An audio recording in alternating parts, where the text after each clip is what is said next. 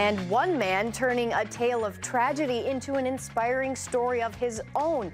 You'll see only on News 3.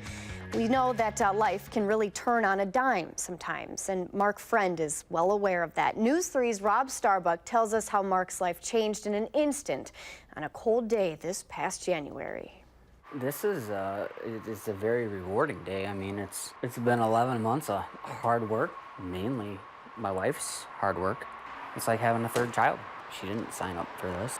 You can't control what happens to you, and do I wonder why me all the time? Oh, absolutely.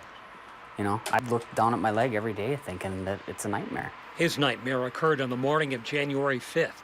Injuries sustained that day would require the amputation of his left leg.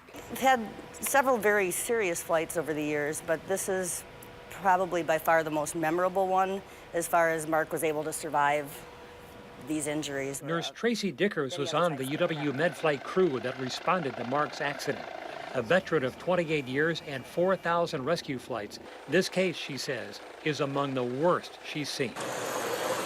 He needed to get into the operating room as fast as possible. You know, it was a sunny, chilly morning. And it was Saturday following the holidays. He was on his trash collection route in Stoughton. Just going about my business. As he tossed some bags into the truck, he noticed a car approaching. He waited for that car to pass.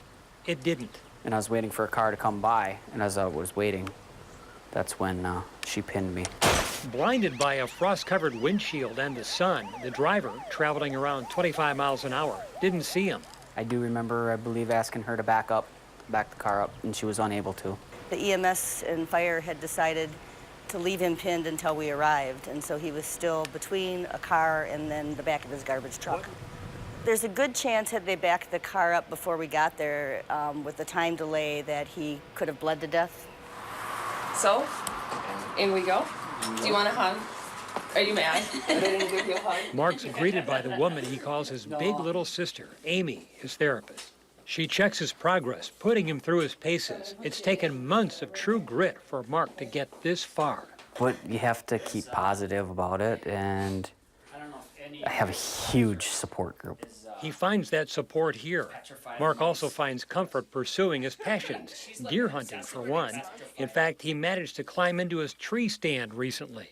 We figured no time like the present to try to climb it, and it was a little rough. Did Gina say you're not going up in that tree stand?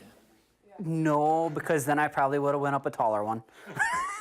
It's that sense of humor that helped Mark survive his critical injuries, as well as months of grueling rehab. Do you want a new leg? Yeah. This is what he's been waiting for. It's the reason he's here this day. He'll be outfitted with a computerized military-grade prosthesis, the Cadillac of artificial limbs.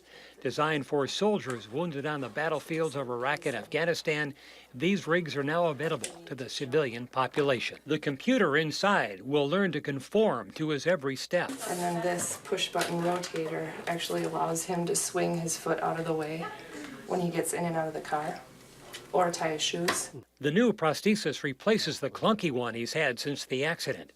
Getting into that tree stand just got easier. Oh, wow. Oh, wow. He's honoring those first responders by decorating his new limb with their emblems. I have nothing but great things to say about all of them, each and every one. If it weren't for them, we wouldn't be having this conversation right now. This will allow you to get this up so that you can... Oh, so I can mess with kids. But you really can. Some people put their beer up here. It's amazing how far this man has come since the accident. Makes us proud.